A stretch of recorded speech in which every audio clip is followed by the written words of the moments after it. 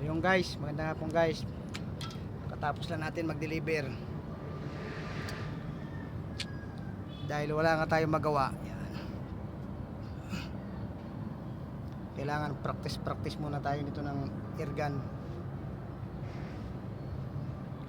Ito yung gagamitin nating target. Yan. Kasi hindi ko pa nasubukan yung ganito kalaki na target. Puro lang lata. Ngayon subukan natin kung talagang magaling na tayo dito sa airgun natin ginawa. Pwesto natin. Tingnan natin kung tatamaan natin to.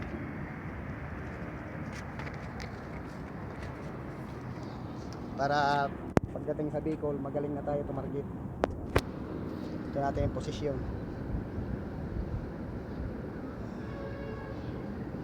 Bali, lagyan natin ito ng plywood kasi baka tumagos dun sa kabila. May mabasag tayong bintana.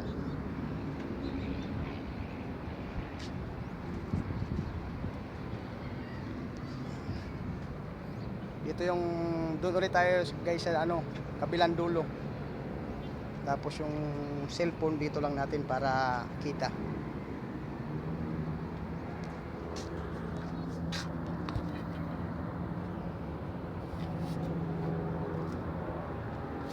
Yung guys, kita naman Ayan, yung takip na yun. Doon tayo sa kabilang dulo.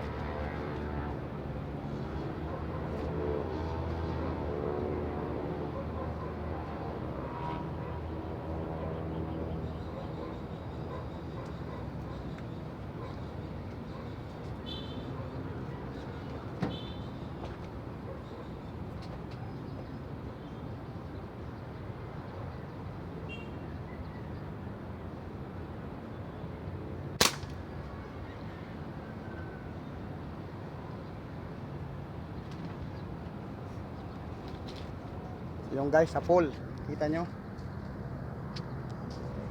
Oh. Buti na lang guys, hinarangan ko ng dalawang plywood. Ayan Medyo konting practice pa kasi ayan the place lang. Oh, tagos pa siya. Buti dalawang plywood yung hinarang ko, ayan Tagos pa siya sa plywood na isa. Ayan, butas pa. Ayan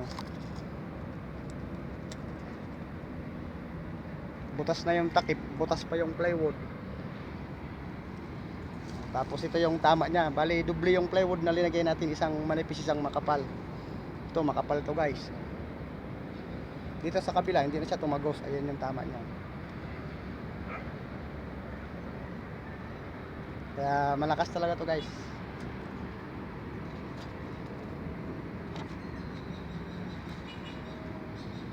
Buti na lang linagyan ko ng plywood. Tagusan na yun sa kabila. Ayun may bintana pa naman doon.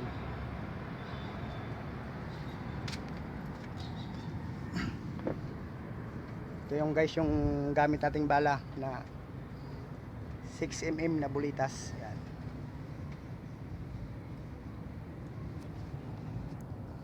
Yan pa lang yung nababawas ng hangin. Bale, lang to guys, 5 putok lang to. Kasi maliit lang yung tangke natin. Ito nga pala guys yung hinahanginan. Yung sa motor na pito.